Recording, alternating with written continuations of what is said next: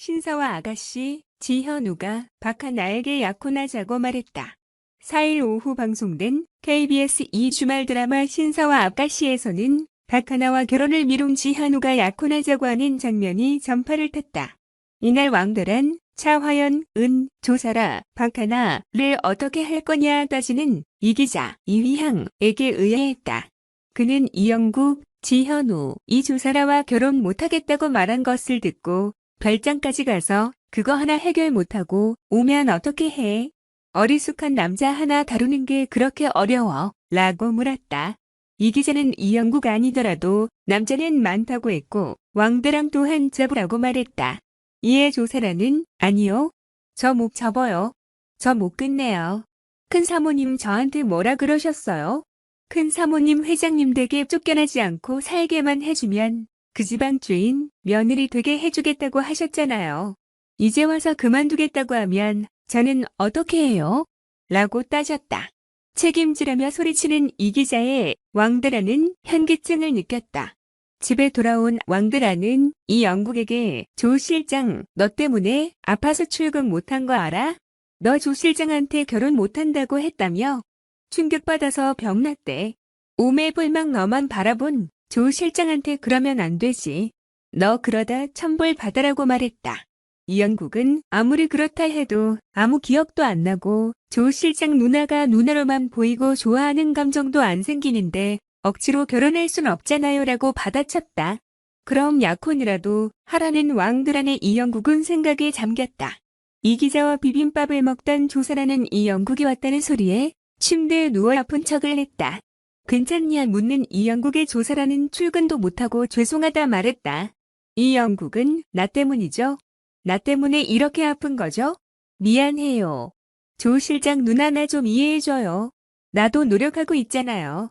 그런데 내가 생각이 22살로밖에 안 되고 조 실장 누나가 여친이 아니라 누나로만 보이는데 어떻게 해요? 라고 설명했다.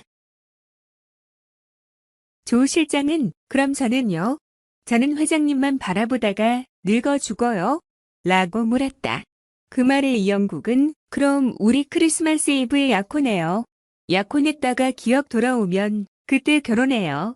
그러니까 마음 풀어요. 조 실장 누나가 이러면 내가 마음이 너무 아프고 미안해지잖아요 라고 제안했다. 그 말에 조사라는 알았어요.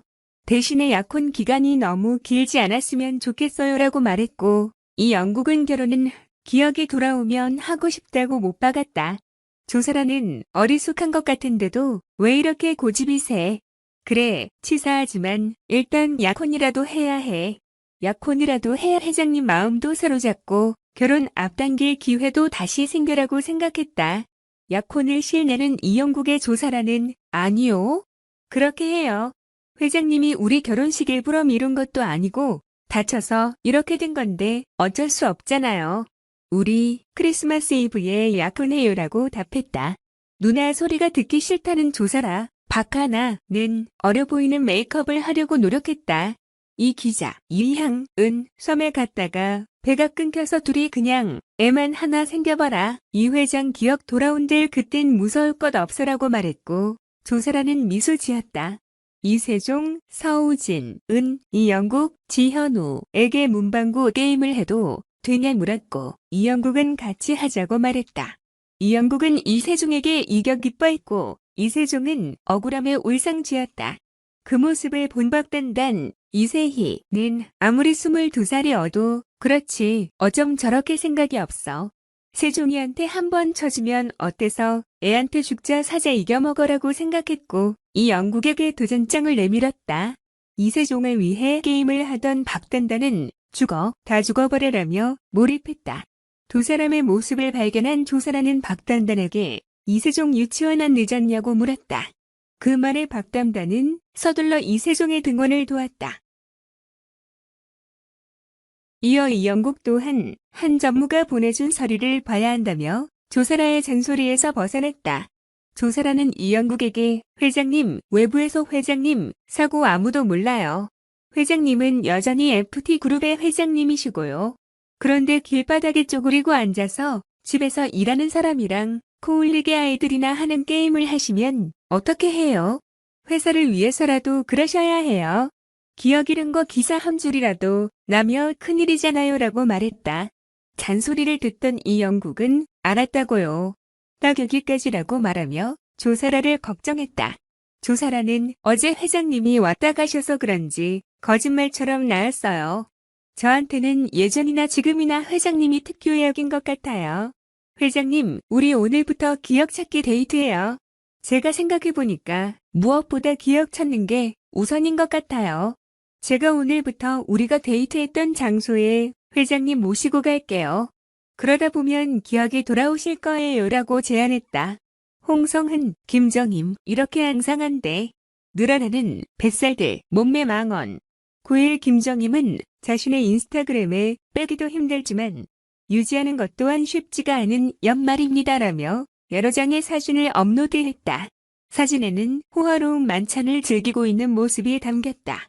김정임은 참 손도 크고 차리기도 잘 차리는 저인 것 같습니다. 근데 참 좋습니다. 5시부터 10시 될 때까지 내 집이 아니라면 여기저기 옮겨 다니거나 일찍 헤어져야 하는 아쉬움이 남기 마련인데 집에 좋은 사람들을 초대해서 그들이 살아온 얘기, 이렇게 훌륭하게 자리 잡으신 성공담들을 듣는 시간은 준비할 때부터 신나고 함께 앉아 식사하고 시작할 때부턴 선물 같은 시간들이랍니다. 인생을 배우는 인스파이어링 타임이랍니다 라고 말했다.